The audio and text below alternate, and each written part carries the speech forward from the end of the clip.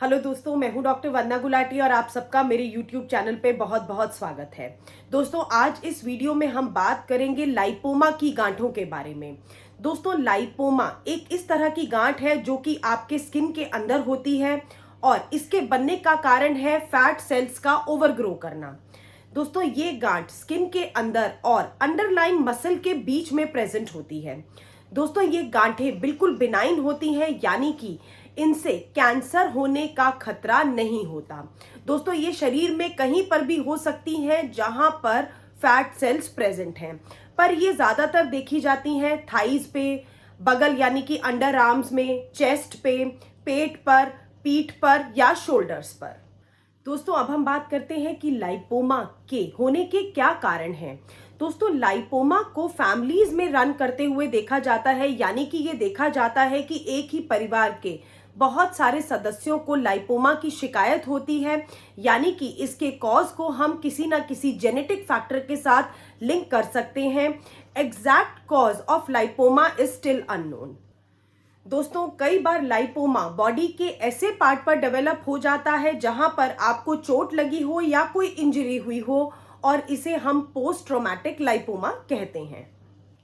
दोस्तों, जैसे कि मैंने आपको पहले भी बताया कि लाइपोमा नॉन कैंसरस है, ये बिनाइन ट्यूमर्स हैं, पर कई बार ये अपने साइज में बहुत ज़्यादा बढ़ जाते हैं, पेनफुल हो जाते हैं, और ये किसी पर्टिकुलर ऑर्गन के आसपास हो तो उसके फंक्शन के साथ इंटरफेयर करते हैं और बॉडी में कॉम्प्लिकेशंस क्रिएट कर सकते हैं।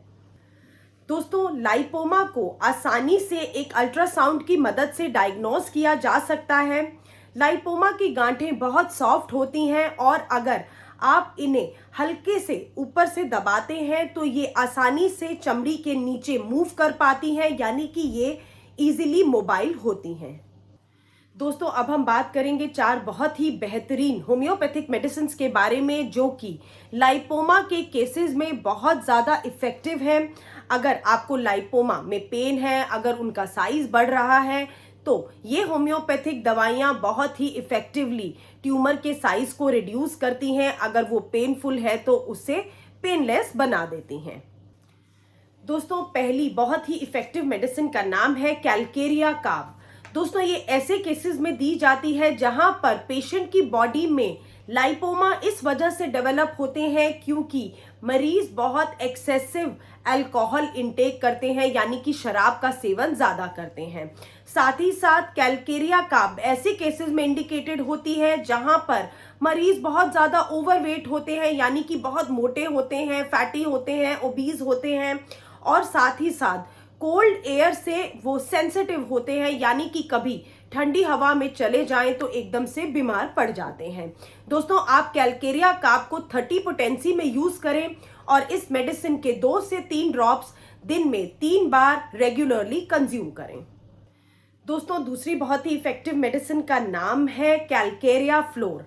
दोस्तों, ये ऐसे केसेस में दी जाती है जहां पर लाइपोमा जो कि नॉर्मली वैसे सॉफ्ट ग्रोथ्स होती हैं, यानी कि ये टच करने में बहुत ज़्यादा मुलायम होती हैं, पर ऐसे केसेस जहां पर लाइपोमा टच करने में हार्ड हो, यानी कि स्टोन जैसा महसूस कराए, पत्थर जैसा महसूस कराए, वहां पर कैलकेरिया फ्लोर दी जाती है।